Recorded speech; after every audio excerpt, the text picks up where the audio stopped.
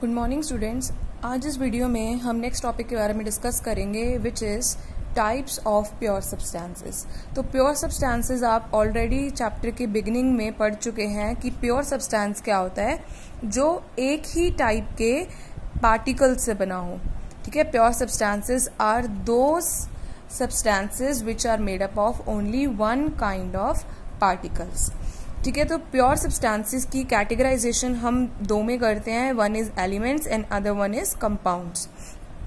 सो Robert Boyle जो है वो सबसे पहले साइंटिस्ट थे जिन्होंने टर्म एलिमेंट को यूज किया था 1661 में।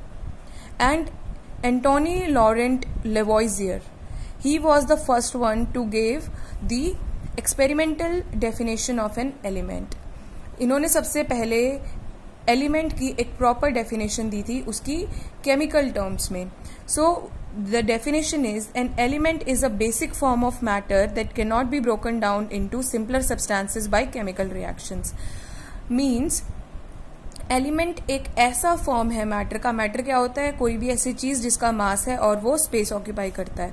तो एलिमेंट एक ऐसा सब्सटेंस है कि अगर आप उसको और छोटे छोटे टुकड़ों में तोड़ते चले जाओ वो तब भी सेम रहेगा। चाहे तुम उस पर कोई फिजिकल मेथड तो लगा लो, चाहे तुम उस पर केमिकल मेथड लगा लो, कुछ उस पर अप्लाई नहीं होगा, उसके केमिकल कॉम्पोजिशन में कोई भी चेंज नहीं आएगा।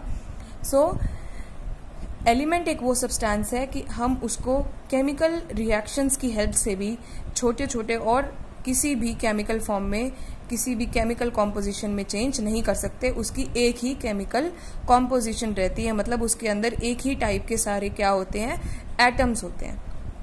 ठीक है ना। फॉर एग्जाम्पल जैसे हाइड्रोजन गैस है तो hydrogen gas is H2। So H2 का मतलब क्या है कि हाइड्रोजन गैस के अंदर आपको सिर्फ हाइड्रोजन गैस के ही क्या मिलेंगे, ये मॉलिक्यूल्स मिलेंगे। एटम होता है जो सिंगली एग्जिस्ट करता है, और मॉलिक्यूल का मतलब क्या है, जैसे ये दो हाइड्रोजन के एटम एक साथ एग्जिस्ट कर रहे हैं तो इनको हम मॉलिक्यूल कहेंगे। अगर जैसे एग्जांपल है हम गोल्ड का सिंबल होता है AU, तो ये AU जो है ये सिंगली एग्जिस्ट करता है। गोल्ड का मेटल जो होता है उसमें एक सिंगल सबसे छोटा जो चीज होती है that is the atom of this gold, and hydrogen gas में सबसे छोटी चीज जो होती है that is the molecule of hydrogen. So these are the elements which contains only one kind of atom, or even if they contain molecule then that molecule is made up of only one kind of atom। तो elements में सब एक ही type के atom होते हैं। अब हम elements को further 3 categorization कर सकते हैं, metals, non metals and metalloids। So metals क्या होते हैं? जैसे आपने अलमीरा देखी अपने घर में, वो मेटल की बनी होती है। आपके घर में जो बर्तन है वो मेटल्स के बने होते हैं। ठीक है, तो मेटल्स जो होते हैं वो सॉलिड होते हैं रूम टेम्परेचर पे। एक्सेप्शन क्या है? मरकरी जो कि आपको थर्मामीटर में मिलता है, वो किस फॉर्म में होता है? लिक्विड फॉर्म में होता है। सो जितने भी मेटल्स होते हैं they are solid at room temperature. सिर्फ एक मरकरी ऐसी एक्सेप्शन है जो कि रूम टेम्परेचर पे कैसा होता है? लिक्विड होता है। उसके अलावा कुछ मेटल्स ऐसे होते हैं जैसे कि सीजियम और गैलियम वैसे तो ये क्या होते हैं? सॉलिड फॉर्म में होते हैं, लेकिन इनका ना मेल्टिंग पॉइंट जो होता है वो बहुत ही कम होता है। इसको अगर 30 डिग्री सेल्सियस से थोड़ी सी भी ज्यादा हीट मिल गई तो ये क्या कर जाएंगे? ये पिघल जाएंगे। सो सीजियम और gallium they are solid but they become liquid at temperature more than 30 degree Celsius. इसके अलावा मेटल्स हमें ज्यादातर सिल्वर ग्रे कलर के या फिर गोल्डन येलो कलर के मिलते हैं। जैसे आपने देखा है कि जो हमारा चांदी होता है दैट इज सिल्वर, वो सिल्वर कलर का है, एंड गोल्ड जो होता है वो गोल्डन कलर का होता है। या अगर आपने कॉपर देखा होगा तो copper that is also goldenish yellowish in colour.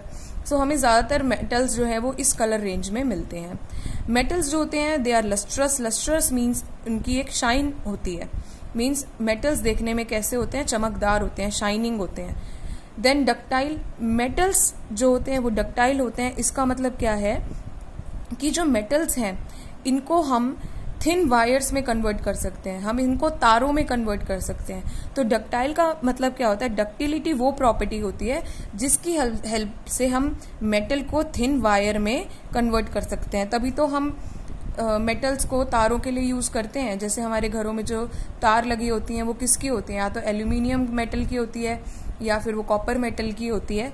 तो हम मेटल्स को तारों में कन्वर्ट कर सकते हैं, इस प्रॉपर्टी को हम डक्टिलिटी कहते हैं। मींस मेटल्स जो होते हैं वो डक्टाइल होते हैं। फिर मेलिएबल है, आप अपना खाना जो है, आप जब भी स्कूल में लंच लेके आते हैं तो आप देखते हो कि आपकी मामा ने आपको रोटी जो दी है या परांठा जो दी है, that is covered in a foil, aluminium foil आप उसको बोलते हो। तो वो फॉइल का मतलब क्या है, वो एक शीट जैसा स्ट्रक्चर होता है, जैसे एक पेज होता है, शीट, उसको शीट कहते हैं ना। तो उसी फॉर्म में अगर हम मेटल को कन्वर्ट कर दें तो उसको मेलिएबल कहा जाता है। तो metals have the property that they can be converted into thin sheets. हम मेटल को थिन शीट्स में कन्वर्ट कर सकते हैं, इस प्रॉपर्टी को हम मेलिएबल कहते हैं। सोनोरस, सोनोरस का मतलब क्या होता है, अगर हम मेटल को हिट करते हैं तो उसमें से क्या निकलती है, रिंगिंग साउंड निकलती है। जैसे आपकी स्कूल की बेल है, आपकी जो स्कूल की बेल है, अगर उसको जब भी हिट किया जाता है तो उसमें से आवाज निकलती है। This property is called as the sonority, means metals are sonorous. उसके अलावा मेटल्स जो होते हैं वो गुड कंडक्टर होते हैं, किसके, हीट के और इलेक्ट्रिसिटी के। तभी तो हम मेटल्स को यूज करते हैं एज अ यूटेंसिल्स, ताकि हमारा खाना जो है गर्म होके पक सके। और हम मेटल्स को तभी इलेक्ट्रिकल वायर्स में यूज करते हैं क्योंकि मेटल्स जो है वो इलेक्ट्रिसिटी को कंडक्ट कर सकते हैं। एग्जाम्पल है हमारे मेटल्स में sodium, potassium, lead, copper etcetera, these all are the examples of metals. Now is the metalloids. अभी हम फर्दर नॉन मेटल्स की प्रॉपर्टीज भी डिस्कस करेंगे। मेटलॉइड्स आप सिंपली ये समझिए कि मेटलॉइड्स वो सब्सटेंसेस होते हैं, वो एलिमेंट्स होते हैं जिनमें कुछ प्रॉपर्टीज मेटल्स की मिलती हैं हमें, कुछ नॉन मेटल्स की मिलती हैं। जैसे कि एग्जांपल्स में है boron, silicon and germanium. So metalloids are those elements which show some properties of metals and some properties of non metals. Now is the non metals. Non metals क्या होते हैं, they have low densities as compare to metals. Means non metals जो होते हैं उनके जो atoms होते हैं उनके बीच का जो बॉन्ड होता है वो मेटल्स के कंपैरिजन में क्या होता है, वीक होता है। तभी वो उनका जो मेल्टिंग पॉइंट और बॉइलिंग पॉइंट है वो बहुत ही कम होता है, क्योंकि अगर एटम्स के बीच में फोर्स ऑफ अट्रैक्शन कम होगा तो वो जल्दी से पिघल जाएंगे और या वो जल्दी से उबल भी जाएंगे। नॉन मेटल्स में हमें बहुत सारे वेराइटी ऑफ कलर्स देखने को मिलते हैं। जैसे आपने देखा था कि जो मेटल्स हैं उसमें हमें ज्यादातर सिल्वर और गोल्डन कलर के ही सब्सटेंसेस कलर देखने को मिलते हैं, लेकिन यहाँ पे हमें काफी वैरायटी देखने को मिलती है। जैसे सल्फर का कलर येलो होता है, ब्रोमाइन का कलर ब्राउन होता है। So these non metals they are available in, means they show variety of colours. Then they can be solid, liquid और गैस। जैसे हमें मेटल्स सॉलिड ही मिलते हैं, सिर्फ एक्सेप्शन आपने मरकरी पढ़ लिया, बट नॉन मेटल्स हमें तीनों फॉर्म में मिलते हैं। हमें वो सॉलिड में मिलते हैं, हमें लिक्विड में मिलते हैं, they are also found in gaseous form. Solid में जैसे एग्जाम्पल हो गया sulphur, phosphorus, iodine, and liquid में एग्जाम्पल हो गया ब्रोमीन। गैसियस में एग्जाम्पल हो गया hydrogen, nitrogen, oxygen. So we can see that non metals are available in all the 3 states at room temperature. Now they are poor conductor of heat and electricity. Non metals जो होते हैं वो poor conductor होते हैं heat के भी और electricity के भी। यहाँ पे एक एक्सेप्शन है ग्रेफाइट। ग्रेफाइट आपकी जो पेंसिल होती है उसकी लेड में भी यूज किया जाता है। तो ग्रेफाइट एक ऐसा सब्सटेंस है, एक फॉर्म ऑफ कार्बन है। कार्बन हमारा नॉन मेटल होता है, तो एक फॉर्म ऑफ नॉन मेटल है ग्रेफाइट, जो कि गुड कंडक्टर है इलेक्ट्रिसिटी का। देन नॉन मेटल्स जो होते हैं नॉन लस्ट्रस होते हैं, मतलब ये चमकदार नहीं होते। इसमें एक्सेप्शन है आयोडीन और डायमंड। डायमंड भी एक कार्बन का फॉर्म है, ये भी चमकदार होता है। फिर ये low melting point and boiling point, and these are the examples, nitrogen, oxygen, sulphur, these all are the example of non metals. So ये एक कैटेगरी हो गई हमारे प्योर सब्सटेंसेस की, एलिमेंट्स, और उसके हमने 3 टाइप पढ़ लिए। Now the other form of pure substance is compounds.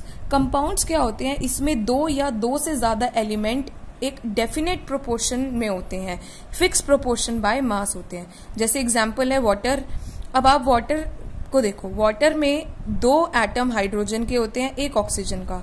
तो चाहे वाटर का कोई भी सोर्स हो, चाहे वो हम रेन वाटर देख लें, चाहे वो हमारा लेक का वाटर हो, चाहे वो सी वाटर हो, वाटर में हमेशा 2 एटम हाइड्रोजन के रहेंगे और 1 ऑक्सीजन का। इसकी कॉम्पोजिशन कभी भी चेंज नहीं होगी। ऐसा कभी भी नहीं होगा कि वाटर में का फॉर्मूला H3 हो जाएगा या H2O2 हो जाएगा कि भाई 2 हाइड्रोजन आ गए 2 ऑक्सीजन, ऐसा नहीं होगा, ऐसा नहीं होगा। वाटर का फॉर्मूला हमेशा ये रहेगा, इररिस्पेक्टिव कि उसका क्या सोर्स है, वो कहाँ से लिया है हमने, कोई फर्क नहीं पड़ता, वो हमेशा यही रहेगा। ऐसे ही कार्बन डाइऑक्साइड भी क्या है, एक कंपाउंड है। तो क्या प्रॉपर्टीज हुई कंपाउंड की, इसमें 2 या 2 से ज्यादा एलिमेंट होते हैं, केमिकली कंबाइंड होते हैं, मतलब हम इसको आसानी से फिजिकल प्रोसेसेस से जैसे कि इवेपोरेशन, सब्लिमेशन, इन सब से सेपरेट नहीं कर सकते। और ये कैसे होते हैं, होमोजीनियस होते हैं, मतलब इनकी कॉम्पोजिशन बिल्कुल एक जैसी है, ऊपर से लेकर नीचे तक हमें एक जैसे दिखते हैं। जैसे कि आपने सॉल्ट है, सॉल्ट हमारा NaCl होता है, सोडियम क्लोराइड। आपने देखा है अगर आपने सोडियम क्लोराइड को, नमक को किसी बर्तन में रखा हुआ है तो वो सारा एक जैसा दिखाई देता है, ऐसा नहीं होता कि आपको वो अलग अलग दिखाई देगा। फिक्स प्रोपोर्शन, इनका एक फिक्स केमिकल फॉर्मूला है, जैसे कि मैंने आपको यहाँ पे बताया कि हमेशा इसमें जो एलिमेंट्स होंगे वो फिक्स प्रोपोर्शन में होंगे, फिक्स नंबर में होंगे, और हम इनको केमिकल मेथड से सेपरेट नहीं कर सकते। हम इनको सिर्फ कैसे सेपरेट कर सकते हैं, हम इनको फिजिकल मेथड से सेपरेट नहीं कर सकते, हम इनको सिर्फ केमिकल मेथड से ही सेपरेट कर सकते हैं। जैसे कि केमिकल मेथड में क्या आ गया, जैसे कि इलेक्ट्रिसिटी के थ्रू हमने इनको सेपरेट कर दिया। जैसे वाटर है, वाटर जो है, अगर हमें वाटर को हाइड्रोजन और ऑक्सीजन के अंदर तोड़ना है तो हमें वाटर को इलेक्ट्रिसिटी देनी पड़ेगी। हम सिंपली इवेपोरेट करके हाइड्रोजन और ऑक्सीजन को वाटर में से अलग नहीं कर सकते। एंड लास्टली, जो कंपाउंड होते हैं इनका फिक्स्ड मेल्टिंग पॉइंट और बॉइलिंग पॉइंट होता है। जैसे आपको पता है वाटर का जो मेल्टिंग पॉइंट होता है वो 0 डिग्री सेल्सियस होता है, बॉइलिंग पॉइंट होता है 100 डिग्री सेल्सियस होता है। तो जो भी कंपाउंड्स होते हैं उनका एक फिक्स्ड मेल्टिंग पॉइंट और बॉइलिंग पॉइंट होता है। So that's all for today, thank you.